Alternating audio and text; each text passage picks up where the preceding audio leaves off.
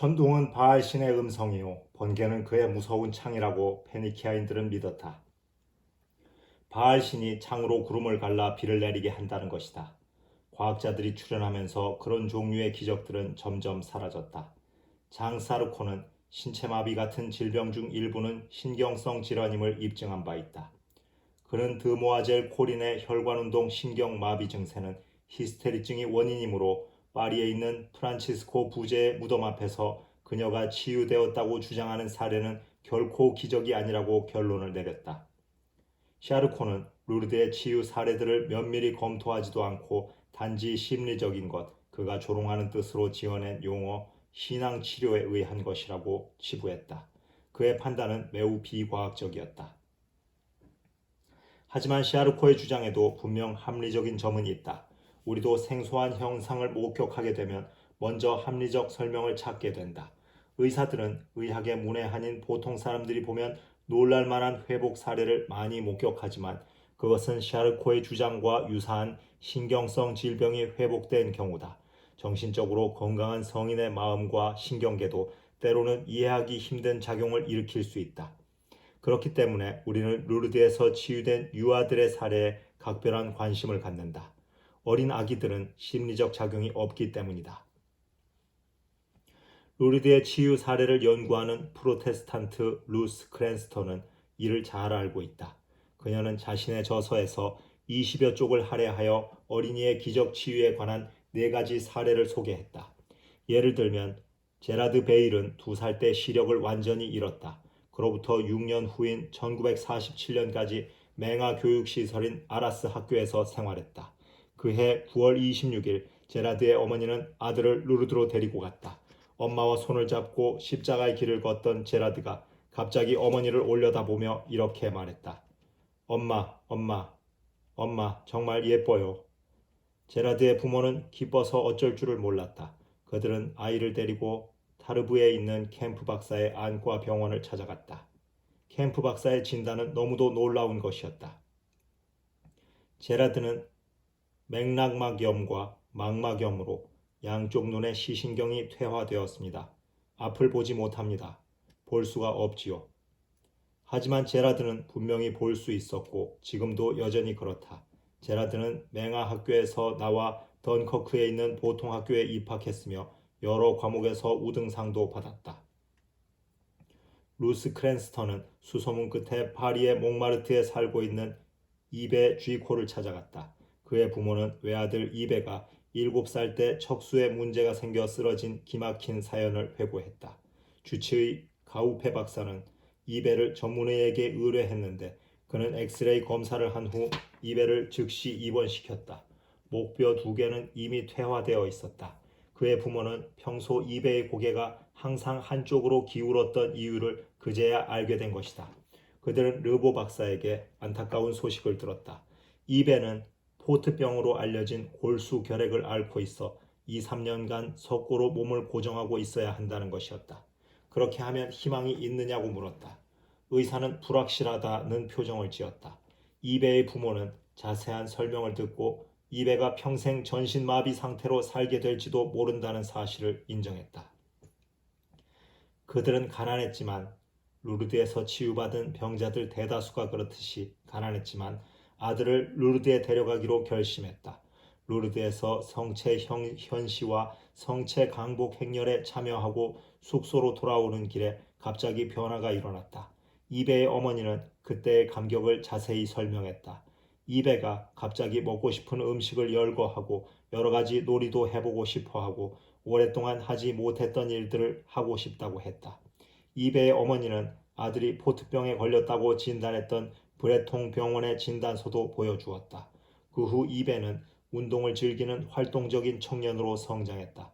그의 가족은 매년 이베가 치유된 8월에 루르드 순례 여행을 하고 있다. 루르드가 프랑스에 있기 때문에 순례객들 중 프랑스인들이 큰 비율을 차지하고 있으며 치유받은 이들 중에도 프랑스인이 많다. 프랑스어에 능통한 루스 크랜스턴은 치유 사례의 주인공들을 직접 방문하여 이야기를 들었다. 그중 리옹 남서부에서 50km 가량 떨어진 생 에티엔의 기 레테트라는 소년이 살고 있었다. 5살까지 건강하게 자라던 기는 뇌수막염에 걸렸다. 그 후 기는 빈번하게 간질성 발작을 일으키며 대소변을 가리지도 못하고 뇌 손상으로 인한 마비 상태가 되었다. 기는 엄마도 알아보지 못했으며 스스로 음식을 먹지도 못했다. 낭랑하던 목소리 대신 상처 입은 짐승처럼 끙끙대는 아들의 고통스러운 음성을 들으며 부모의 마음은 찢어지는 듯했다. 중산층인 기의 부모는 조금이라도 희망이 있다면 치료란 치료는 모두 받게 했다. 그렇게 2년 반 동안 아이의 치료를 위해 상당한 재산을 쏟아 부었다. 하지만 기의 상태는 변화가 없었고 의사들은 결국 희망이 없다고 선언했다. 1946년 10월 6일 기의 어머니는 무표정한 얼굴에 7살짜리 아들을 안고 성수탕으로 들어갔다. 그동안 기의 아버지는 성수탕 밖에서 무릎을 꿇고 절박한 기도를 드리고 있었다. 기의 어머니는 자원봉사 간호사들과 함께 아이의 옷을 벗기고 뻣뻣하게 굳은 작은 몸뚱이를 천천히 물에 담갔다. 그녀는 차가운 물, 보통 13도씨 때문에 기가 발작을 일으키지 않을까 노심초사했다.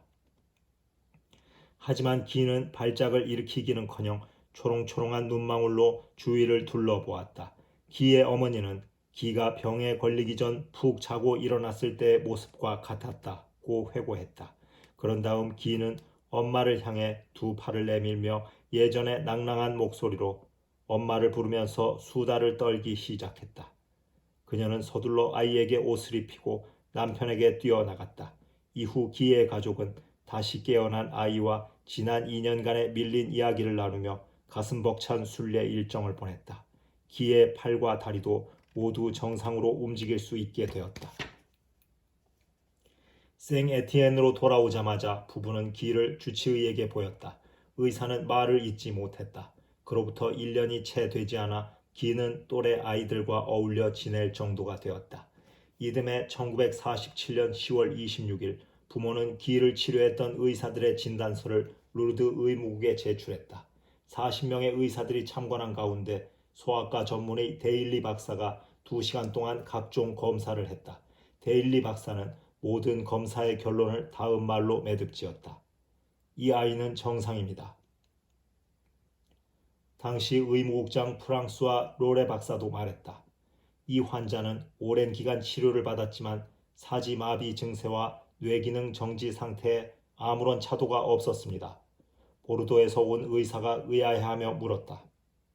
이 아이는 도대체 어떤 뇌로 생각하고 있는 것일까요? 이 아이의 뇌는 뇌수막염으로 인해 부분적으로 파괴되었다고 하지 않았던가요? 또 다른 의사가 대꾸했다. 그 물음에 어떤 식으로 설명을 붙이든지 이 치유 사례는 우리가 알고 있는 의학 원칙에 위배됩니다. 그때 한 의사가 캐캐묵은 물음을 제기했다. 하지만 라듐처럼 아직 발견되지 않았을 뿐이지 아이가 치유된 원리를 설명해 줄 수 있는 미지의 자연력이나 매개물이 존재하는 게 아닐까요? 파리에서 온 르롱 교수가 대꾸했다. 만일 뇌수막염으로 백치 상태가 되었던 환자가 이 아이처럼 회복된 사례가 있다면 내 손에 장을 지지겠소. 그러나 40명의 의사 중 누구도 기와 비슷한 사례에 대해 들어본 적이 없었다. 프랑스와 로레 박사와 H. 본 박사의 공저 현대의 기적 치유들 영문판 1957년의 그날 모임과 논의 내용이 흥미롭게 기록되어 있다. 루르드 국제의학협의회 1951년 7월 정기 보고서에서도 같은 내용이 실려 있다. 만일 자연치료가 가능한 어떤 매개체가 존재한다면 세계 곳곳의 병원과 의원에 수용되어 있는 수많은 환자들 가운데서 그 매개체가 작용한 사례를 어째서 볼 수 없는 것일까? 루르드와 다른 성지에서 보고되는 즉각적 치유와 유사한 사례들이 의학 보고서에 나오지 않는 까닭은 무엇일까? 때로는 예기치 않게 암이나 다른 치명적 질병이 회복되는 사례도 보고되고 있으나 즉각 회복된 경우는 한 번도 없었다. 1917년 루르드 의무국장을 지낸 외과의사 H. 르벡 박사는 기적 치유의 의학적 증거 영문 번역본 1922년 라는 책을 썼다. 그는 루르드의 치유 사례 중 널리 알려진 몇몇 사례를 선택하여 그에 관한 엑스레이 사진 자료와 환자들을 수년간 치료했던 의사와 병원에서 발급한 진단서 등을 공개했다. 그중 르벡 박사가 직접 검진에 참여한 사례도 있었다. 그는 자신의 저서를 통해 다음과 같은 점을 여러 번 강조했다. 첫째, 치유는 즉각적, 순간적으로 이루어졌다. 둘째, 암세포와 암으로 인한 혈액의 독소, 결핵으로 인한 폐 손상, 괴사된 뼈, 정맥류 등이 병자의 신체 조직에서 흔적도 없이 사라졌다. 그는 다른 의사들에게 이처럼 즉각적 치유가 일어난 사례가 있다면 제시해 보라고 제안했다. 르벡 박사와 루르드 의무국은 즉각성이라는 요인이 루르드에서 일어난 기적의 특징이며 그것이 곧 하느님의 현존과 개입을 증명하는 것이라고 이해했다. 만일 루르드에서 집단적 치유가 일어났다면 르벡 박사 역시 루르드라는 특정 지역에 미지의 자연 치유력이 존재하지 않을까 하고 의심했을지도 모른다. 르벡 박사는 루르드의 기적은 수가 비교적 적으며 서로 다른 장소에서 일어난다는 점을 지적했다. 기적은 성수탕에서, 미사 중이나 성체 강복대, 또 성모 동굴 앞에서, 심지어 루르드에서 1000km 떨어진 곳에서 일어나기도 했다. 움직일 수 없을 정도로 중병 상태였거나 여행 경비를 마련하지 못할 만큼 극빈자였던 병자들은 자기가 있는 그곳에서 루르드의 성모님께 기도하여 치유되었다. 즉각적으로 그리고 완전하게. 1960년 벨기에 사람인 루이 몽덴 교수가 기적 치유에 관한 368쪽 분량의 보고서를 발표했다. 보고서는 에이버리 덜스에 의해 이 분야의 대작으로 꼽혔다. 영문판은 기적과 경이로움이라는 제목으로 1966년 뉴욕에서 출간되었다. 루뱅 대학에서 종교학과 심리학을 연구하는 몽덴 교수는 현대의 기적에 대해 사례를 들어 자세히 소개하면서 그 기적들이 예수 그리스도께서 행하신 신중한 기적들과 본질적으로 같다고 지적했다. 분명 육체적 치유이며 순간적 치유지만 언제나 신앙과 기도가 바탕이 된 영적 환경에서 일어난다. 그리고 기적들은 결코 화려하지도 않고 남의 이목을 끌려는 전시적 성격이나 무언가를 돋보이게 만들거나 증대시키려는 의도가 없으며 치유된 사람들과 치유를 목격한 증인들에게 하느님 사랑의 징표가 된다. 몽덴 교수는 오랜 기간 열정적으로 연구했지만 루르드와 같은 육체적 질병의 순간적 치유에 관해 과학적으로 실증된 치유 사례를 찾아내는 데 실패했다. 그는 1954년 그런 치유 사례를 찾아보려 했던 영국 의학협회 실패담도 인용했다. 권위 있는 여러 집단이 루르드에서 일어난 기적의 초자연적 성격을 공개적으로 부정했다. 예를 들면 오류사전 1978년이 그렇다. 이 사전은 불신앙이라는 원리를 바탕으로 루르드의 기적을 설명했다. 그래서 모든 치유를 심리적 요인에 의한 것이라 결론지었다. 사전의 내용은 W. 웨스트 박사와 그의 저서 루르드의 11가지 기적의 내용을 바탕으로 하고 있다. 나는 제1장에서 마리 커스레이크의 치유 사례를 소개하면서 런던에 있는 성 토마 종합병원의 데이비드 모렐 교수의 말을 인용했다. 모렐 교수는 루르드 의무국의 활동에 대한 웨스트 박사의 비판을 비과학적이라고 말한 바 있다. 웨스트 박사의 책은 1957년에 출간되었는데 이듬해 다른 의사가 웨스트 박사의 견해를 비과학적이라고 비판했다. 그는 호주에서 군의관을 지낸 F.B. 맥칸 박사로 1922년 시드니 의과대학 졸업시험에서 수석을 차지했다. 그는 루르드의 기적을 연구하며 루르드 의무국에 보고된 치유 사례에 관한 조사와 토론회에 참관한 의사였다. 맥칸 박사는 웨스트 박사의 책을 읽고 매우 불쾌해했다. 웨스트 박사의 책은 영국과 호주에서 어느 정도 호의적인 평가를 받았다. 맥칸은 1958년에 출간된 성모님이 남긴 표시에서 웨스트 박사의 견해와 그에 대한 호의적인 평가는 초자연적인 것을 수용하는 데 대한 극심한 혐오감을 바탕으로 하고 있다고 설명했다. 웨스트 박사는 가톨릭 교회 당국자들을 뭐든지 쉽사리 믿는 어리석은 자들이라고 비난하면서 특히 루르드 의무국장 프랑스와 로레 박사를 거론했다.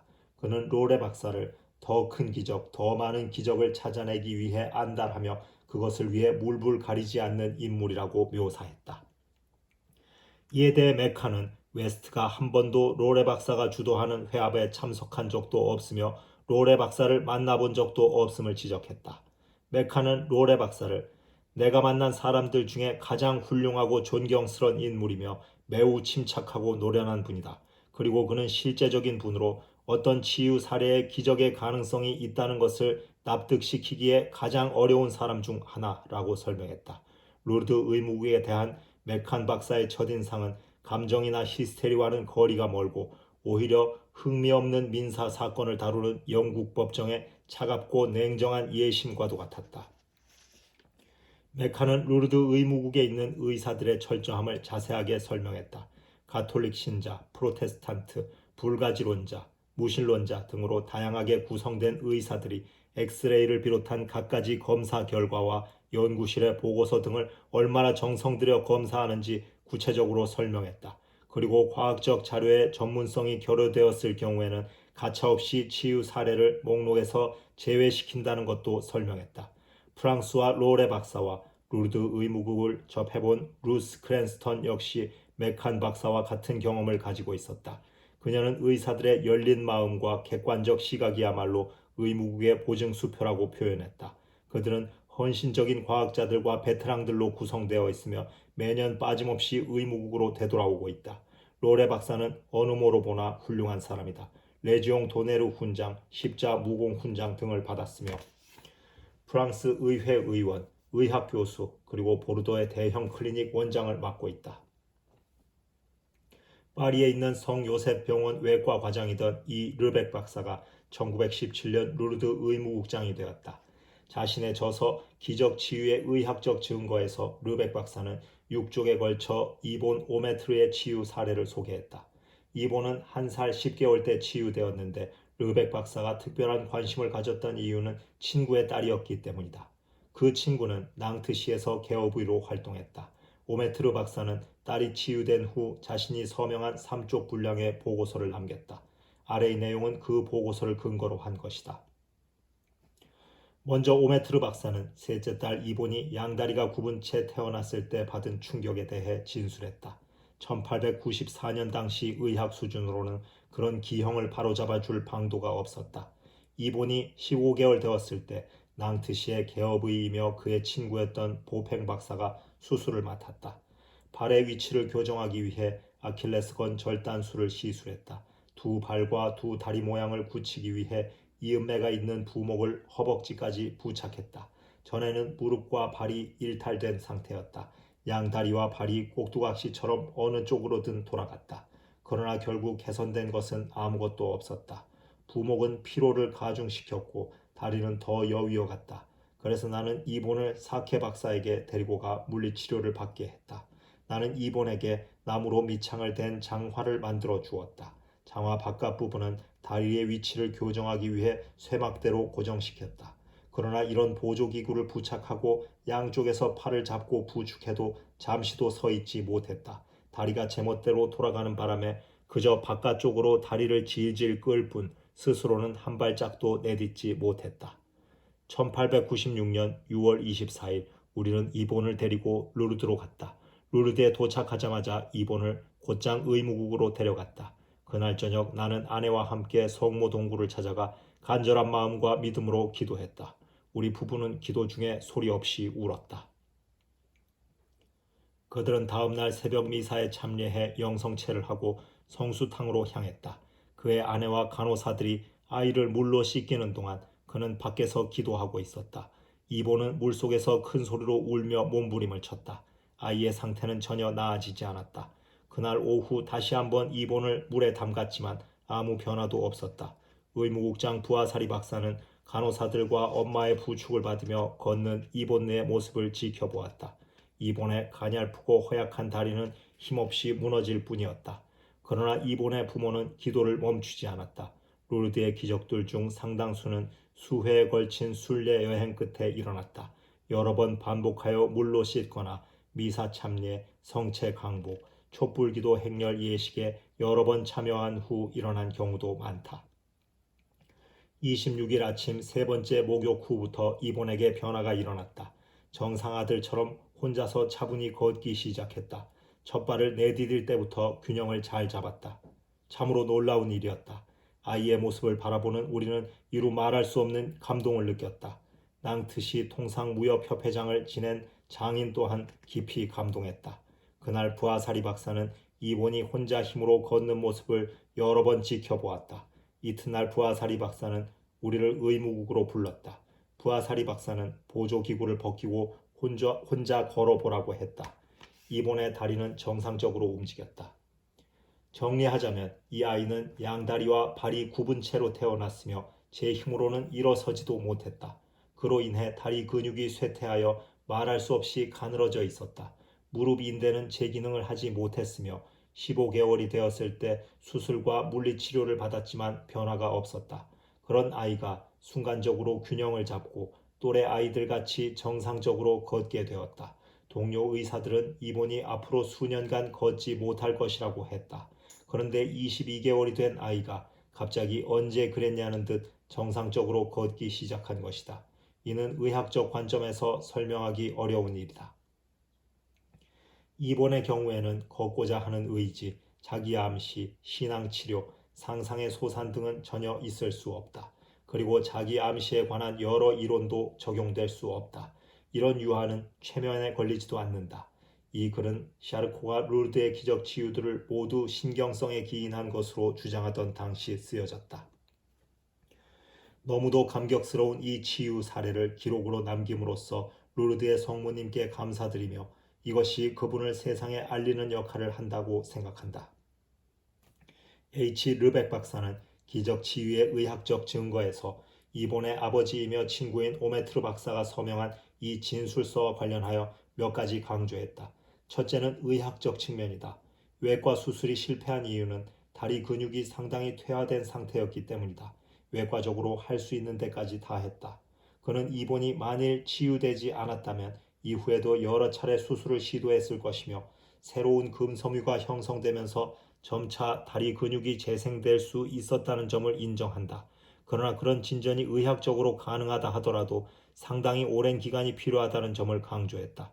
이본이 단 몇 시간 안에 치유되었다는 사실, 게다가 즉시 걸었다는 사실은 의학적으로는 결코 있을 수 없는 일이다. 둘째, 그는 이본의 수술을 맡았던 보팽 박사와 오메트르 박사의 청을 받고 자문해준 다른 의사들 중 항의나 이의를 제기한 사람이 없다는 점을 지적했다. 당시 루르드에 관한 뜨거운 논쟁과 합리주의자들의 맹렬한 비판을 생각해 볼 때 만일 이본의 치유와 관련된 객관적 정보 가운데 하나라도 오류나 거짓이 있었다면 낭트시 의사들의 비난을 피할 길이 없었다. 르벡 박사는 이본이 치유된 지 얼마 되지 않았을 때 책을 출간했고 이본을 진찰한 모든 의사들의 실명을 실었다. 이런 치유 사례가 극소수에 불과했다면 그다지 설득력이 없었을지도 모른다. 하지만 루스 크랜스턴이 지적했듯 이와 같은 치유 사례들은 상당히 많다. 물론 루르드를 방문하는 병자들의 수와 비교하면 극소수이긴 하지만 감리교회 감독의 딸인 크랜스턴은 극작가로 평생 프로테스탄트로 살았다. 그녀는 19살 때 처음 책을 출간했다. 후에 그녀의 기사와 논설 등은 하퍼스 매거진, 센츄리 등 유명 잡지에 실렸다.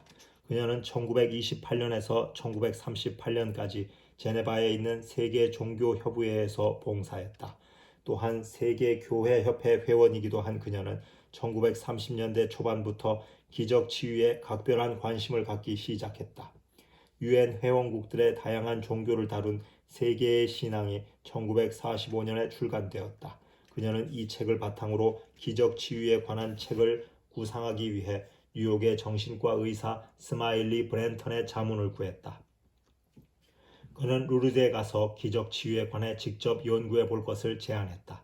자신도 동료 의사들과 함께 루르드에서 봉사한 경험이 있는데 매우 깊은 인상을 받았다고 했다. 그렇게 해서 크랜스턴은 루르드에서 3년간 자료 수집을 하게 되었다. 그녀는 불어에 능통했기 때문에 루르드 의무국의 원본 서류들을 직접 조사했다. 크랜스턴의 언니 에델에 의하면 크랜스턴은 수천 건에 달하는 치유 사례 기록을 읽었다고 한다. 그리하여 1955년에 루르드의 비밀 초판 234쪽을 출간했다. 리더스 다이제스트, 시카고 뉴월드, 맥콜스 매거진 등은 같은 해 그의 책의 다이제스트판을 냈다. 1988년 증보판 358쪽이 루르드의 기적들이라는 제목으로 출간되었다. 루스 크랜스턴은 루르드 의무국장 프랑수와 로레 박사가 1953년 8월에 한 말을 인용했다.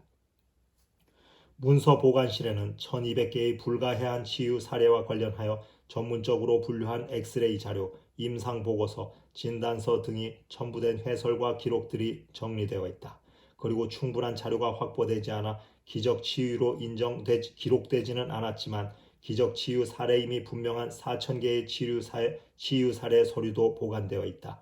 치유받은 당사자와 가족들은 그것이 기적 치유의 은총임을 믿어 의심치 않으며 그 은총을 누리고 있다. 루스 크랜스턴은 루르드에서 3년간 조사 연구하고 기적 치유에 관한 광범위한 독서, 그리고 프랑스 전역을 돌며 치유 사례의 주인공들과 인터뷰한 내용과 경험을 바탕으로 개인 의견을 다음과 같이 표현했다. 루르드 성지가 생긴 지 100년 동안, 곧 1953년까지 최소한 2000명이 루르드에서 치유되었다고 해도 무리가 없을 것이다. 그녀가 글을 쓸 당시 루르드 성지 순례객 수는 200만 명이었다. 1984년에만 무려 440만 명에 달했다. 내가 루르드에 머물던 1997년에는 550만 명이었다. 1998년 루르드 의무국장으로 임명된 패트릭 타일러 박사는 이렇게 말했다.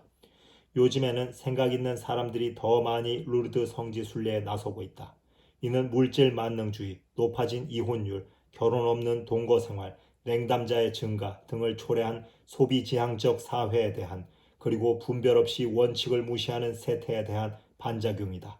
그리고 상대주의를 바탕에 깔고 있는 강론들은 기적의 본질과 가치를 희석시켰으며 하느님을 심리학과 정신분석의 테두리 안으로 축소 변형시키고 말았다. 루르드의 기적은 진리를 찾는 이에게 하느님은 이상이 아니라 실제이며 그분은 우리를 사랑하시며 천국은 결코 그림의 떡이 아님을 깨닫게 하는 증거다. 크랜스턴은 루르드의 기적이 성서의 진실성을 확인시켜 주었다고 고백했다. 그녀는 루르드의 기적 치유를 통해 복음이 증언하는 예수, 인간의 육신과 영혼을 치유하신 예수를 대면했던 것이다. 그녀는 결론적으로 말했다. 루르드 가는 길은 본향으로 돌아가는 길이다. 그리움을 안고 있는 모든 영혼의 본향, 곧 아버지의 집이다. 그 길의 끝에서 순례자들은 인종과 믿음을 초월하여 본향에 다다른다.